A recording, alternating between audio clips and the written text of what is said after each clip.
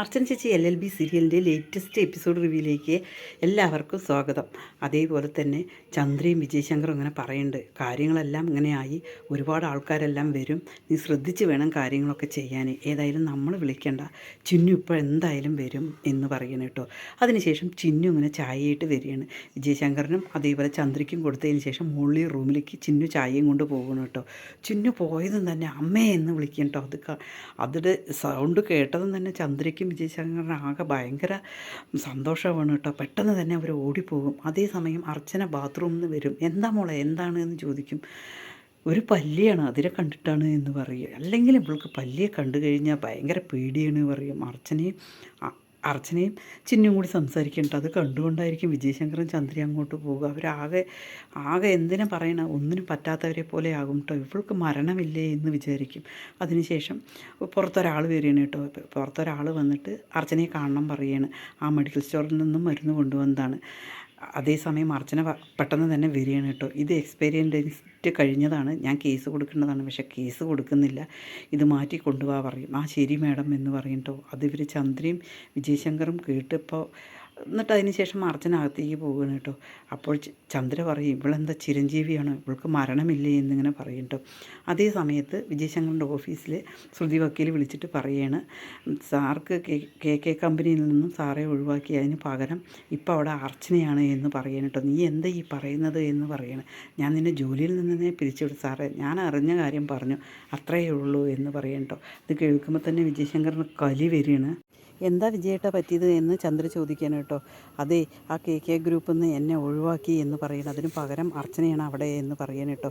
ഇപ്പം ഞാൻ ശരിയാക്കാം, ഇവളെയും കൊണ്ട് ജീവിക്കാൻ പറ്റാതായല്ലോ എന്ന് പറഞ്ഞിട്ട് ചന്ദ്ര അടുക്കളയിലേക്ക് പോവുകയാണ് കേട്ടോ. അടുക്കളയിൽ പോകുമ്പോൾ അർച്ചന അവിടെ എന്തോ പാത്രത്തിൽ വെള്ളം എന്തോ എടുക്കുകയാണ് കേട്ടോ. അങ്ങനെ തട്ടിപ്പെറുക്കുകയാണ്. നീ എന്താ ചെയ്യുന്നത്, നീ ഒരിക്കലും ഞങ്ങളെ ജീവിക്കാൻ വിടില്ലല്ലോ, നീ ആ കെ ഗ്രൂപ്പുകാരുടെ മാനേജറുമായിട്ട് എന്താ അഹിത ബന്ധമുണ്ടോ എന്നൊക്കെ ചോദിക്കാൻ കേട്ടോ. അത് കേൾക്കുമ്പോൾ അർച്ചനയ്ക്ക് ആകെ ദേഷ്യം വരികയാണ് കേട്ടോ. അർച്ചന പറയും, നിങ്ങളുടെ ഭാര്യ പറയുന്നത് കണ്ടില്ലേ, എനിക്കങ്ങനെ അവിഹിതം ഉണ്ട് എന്നാണ്, നിങ്ങളതുകൊണ്ട് ഇത്ര കാലം അവിഹിതത്തോടെയാണോ നിങ്ങൾ അവിടെ ചെയ്തിട്ടുണ്ടായിരുന്നത്, സ്ഥാനം നിങ്ങൾക്ക് കിട്ടിയിട്ടുണ്ടായിരുന്നത്, എന്തായാലും ഇത് ശരിയല്ല എന്നിങ്ങനെ പറയണേ. ഞാൻ കുട്ടികളുടെ മുമ്പിൽ നിങ്ങളുടെ കള്ളത്തരങ്ങളും കൊള്ളരുതായ്മകളും എല്ലാം ഞാനിപ്പോൾ വിളിച്ച് പറഞ്ഞു, ഞാൻ ഇതുവരെ ക്ഷമിച്ചു, പക്ഷേ ഇനി ക്ഷമിക്കില്ല, എല്ലാ കാര്യങ്ങളും ഞാൻ വിളിച്ച് പറയും എന്നിങ്ങനെ പറയണം കേട്ടോ. അതേസമയം തന്നെ ആര്യ വേഗം പോയിട്ട് അർച്ചനയെ പിടിച്ചു മാറ്റിയാണ് കേട്ടോ. വിജയശങ്കർ അപ്പോഴേക്കും വെടി വെക്കുകയാണ് കേട്ടോ. വെടി വെച്ചതും ആ വെടി അർച്ചനയുടെ വയറിലായിരിക്കും കൊള്ളുക കേട്ടോ. അർച്ചന അങ്ങനെ വീഴും കേട്ടോ. അയ്യോ അമ്മയെ പറഞ്ഞിട്ട് ആരെയും എല്ലാവരും കരയാണ് കേട്ടോ. അർച്ചന വേഗം ആശുപത്രിയിൽ കൊണ്ടുപോകണം എന്നിങ്ങനെ പറയുമ്പോൾ ചന്ദ്ര പറയുന്നുണ്ട്, വേണ്ട, എന്നെ ആശുപത്രിയിൽ കൊണ്ടുപോകണ്ട, എനിക്ക് ഇവള് പിടഞ്ഞു മരിക്കുന്നത് കാണണമെന്നായിരുന്നു ആഗ്രഹം, അത് സാധിച്ചില്ലല്ലോ എന്ന് പറയാൻ കേട്ടോ. അതിനുശേഷം അർച്ചനയും ചിന്നും ആര്യയും എല്ലാവരും കരയാണ് കേട്ടോ.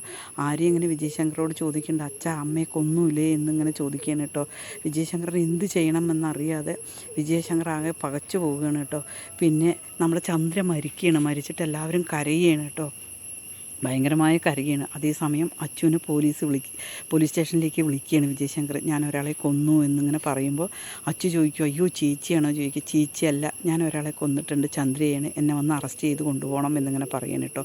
പിന്നീട് അച്ചു വരികയാണ്. അച്ചു വന്നിട്ട് അറസ്റ്റ് ചെയ്ത് കൊണ്ടുപോവുകയാണ് വിജയശങ്കറിൻ്റെ കണ്ണിലേക്ക് നോക്കുമ്പോൾ നിറഞ്ഞ കണ്ണീരായിരിക്കും കാണുന്നത് കേട്ടോ. ഭയങ്കര വിഷമം തോന്നുകയാണ് വിജയശങ്കറിന്. കാരണം ആര്യ ചോദിച്ചതും ചന്ദ്ര പടഞ്ഞു മരിച്ചതും വിജയശങ്കറിൻ്റെ കൺമുമ്പിൽ ഇങ്ങനെ കാണുകയാണ് കേട്ടോ.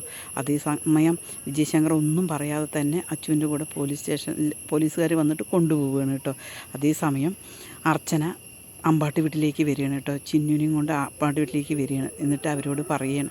അതിനു മുമ്പ് നമ്മുടെ മുകുന്ദം വരുന്നുണ്ട് കേട്ടോ. മുകുന്ദം കുറേ സാധനങ്ങളൊക്കെ ആയിട്ട് വരികയാണ്. ഇവർ കാത്തിരുന്നതാണ്. അപ്പോൾ ചോദിക്കുന്നുണ്ട്, എന്തായി, മസാല ദോശ കിട്ടിയോ എന്ന് ചോദിക്കും. ആ കിട്ടി. എത്ര എണ്ണം ചോദിക്കും. 15 എണ്ണം എന്നിങ്ങനെ പറയും കേട്ടോ. അതുപോലെ മാമ്പഴം 12 കിലോ കിട്ടിയെന്ന്. എത്ര വേണമെന്നെങ്കിലും കൊണ്ടുവന്ന് കൊടുക്കാൻ മുകുന്ദൻ തയ്യാറാണ് കേട്ടോ. രമ്യയ്ക്ക് ഇവർക്കൊക്കെ ഒരു ചിരി വരികയാണ് കേട്ടോ. അതിനുശേഷം അമ്പാട്ടിലേക്ക് എത്തിയ അർച്ചന പറയും, എല്ലാവരോടും കൂടിയിട്ട് എനിക്കൊരു കാര്യം പറയാനുണ്ട് എന്നിങ്ങനെ പറയുകയാണ് കേട്ടോ.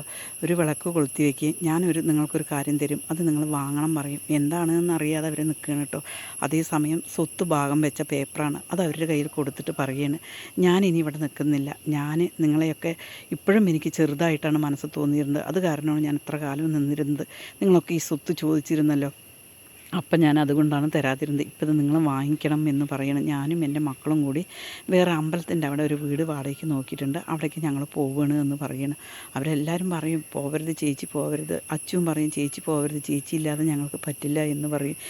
അത് കുഴപ്പമില്ല, ഇപ്പോഴൊക്കെ നിങ്ങൾ വളർന്ന് വലുതായി, നിങ്ങളുടെ ഭാര്യമാരുടെ കൂടെ നിങ്ങളിരിക്കുക, ഞാനും എൻ്റെ മക്കളും കൂടിയിട്ട് അങ്ങോട്ടേക്ക് പോവുക. എനിക്കിപ്പോൾ ചിന്നു മാത്രമല്ല ആരോമനും ആരെയും നോക്കണം, ഞങ്ങൾ അങ്ങോട്ട് പോവുകയാണ് എന്ന് പറഞ്ഞിട്ട് അർച്ചന ഇറങ്ങുകയാണ് കേട്ടോ. അതേസമയം രുക്കു പറയും ഇല്ല, ഞാനൊരിക്കലും ഇവിടെ നിൽക്കില്ല. കാരണം എൻ്റെ ദേഷ്യവും പ്രശ്നങ്ങളും എല്ലാം ചേച്ചിയാണ്. ചേച്ചിയുടെ സ്നേഹത്തിന് മുൻപിലാണ് ഞാൻ തോറ്റിരിക്കുന്നത്. ചേച്ചി പോവുകയാണെങ്കിൽ ആ നിമിഷം ഞാൻ പോകുമെന്ന് രുക്കു പറയുകയാണ് കേട്ടോ. അപ്പോൾ അർച്ചന ചോദിക്കും നിനക്ക് അച്ഛനെ വിട്ട് പോകാൻ പറ്റുമോ എന്ന് ചോദിക്കുമ്പോൾ ചേച്ചിക്ക് വളർത്തി വലുതാക്കിയ ചേച്ചിക്ക് പോകാമെന്നുണ്ടെങ്കിൽ ഇന്നലെ വന്ന എനിക്ക് എന്താ പ്രശ്നം, ഞാൻ പോവുകയാണ്, ചേച്ചി ഇല്ലാതെ ഈ വീട്ടിൽ ഞാൻ ഇരിക്കില്ല എന്ന് പറയുകയാണ് കേട്ടോ. അതിനുശേഷം രുക്കു ഇറങ്ങി പോവുകയാണ് കേട്ടോ സങ്കടത്തോട് കൂടിയിട്ട്. അത് കാണുമ്പോൾ അർച്ചന പറയും രുക്കു നീ എവിടേക്കാണ് പോകുന്നത്, അവിടെ നിൽക്കുക എന്ന് പറയണം കേട്ടോ. അതിനുശേഷം അർച്ചന സമ്മതിക്കുകയാണ്, ഇവിടെ തന്നെ നിൽക്കുക എന്ന് സമ്മതിക്കുകയാണ് കേട്ടോ. ഭയങ്കര സ്നേഹത്തോട് കൂടിയിട്ട് രുക്കുവിന് ഇങ്ങോട്ട് വിളിക്കുകയാണ്. അതുപോലെ ഭയങ്കര സന്തോഷമാവും കേട്ടോ. അതിനുശേഷം രമ്യ വിളക്ക് കൊണ്ടുപോയി കൊടുക്കുകയാണ് അർച്ചൻ്റെ കയ്യിൽ. വീണ്ടും ഒരു ഗൃഹപ്രവേശം നടത്തിയതുപോലെ തന്നെ അർച്ചന തൻ്റെ അനിയന്മാരുടെയും അവരുടെ ഭാര്യമാരുടെയും അവരുടെ സ്നേഹത്തിന് മുന്നിൽ എല്ലാവരും കൂടിയിട്ട് അർച്ചന തിരിച്ചും വീട്ടിലേക്ക് കയറിപ്പോവുകയാണ് കേട്ടോ. ഈ ചാനലിനെ ഇതുവരെ സപ്പോർട്ട് ചെയ്തതുപോലെ തന്നെ ഇനിയും സപ്പോർട്ട് ചെയ്യണം. നമ്മുടെ അർച്ചന ചേച്ചി LLB അങ്ങനെ ക്ലൈമാക്സിലേക്കാണ് എത്തിയിരിക്കുന്നത്. അതുകൊണ്ട് ഇനി എല്ലാ സപ്പോർട്ട് ചെയ്തവർക്കും ഒരുപാട് നന്ദി അറിയിക്കുന്നു. ഇനിയും സ്നേഹത്തോടെ നിങ്ങളുടെ സഹകരണം പ്രതീക്ഷിക്കുന്നു.